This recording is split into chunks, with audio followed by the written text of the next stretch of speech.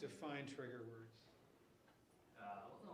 Well, all kinds of different categories. Like for instance, supplements, something like weight loss, you can't put in there. But like I snuck it into back-end keywords, right? And so far, so it doesn't mean it's going to be there forever, right? But to that point about titles being maybe the major one that they might catch. I mean, I've seen ASIN get suppressed for keywords in all those different areas, but I'm just curious if they tend to ignore the back-end keywords a little bit more, and you can maybe get away with it.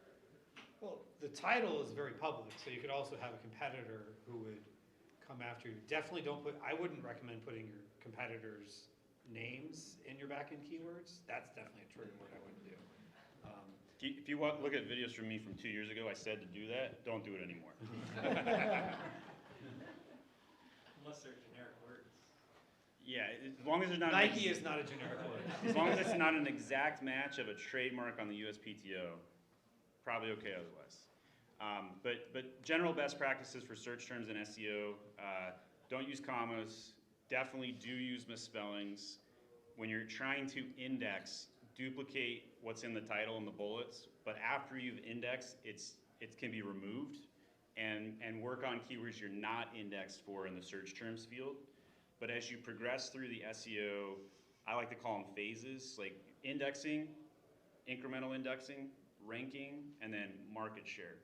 And when you're trying to go through, depending on your goal of the keyword and what you're doing on the back end of the search terms, will dictate how you use that field. Search Query Performance Report is the best piece of data that Amazon has ever released. If you're not reviewing that on a weekly basis, I think you're crazy. What did you just call it? Search Query Performance Reports in the Brand Analytics tab.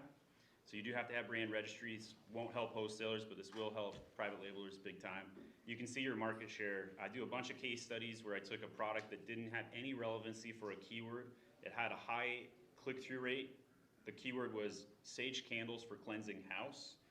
When I saw that show up at the top of my Search Query Performance Report, I took some action. I tripled my market share in 7 weeks.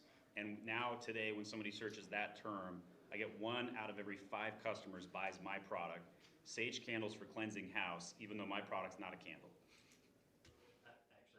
Actually,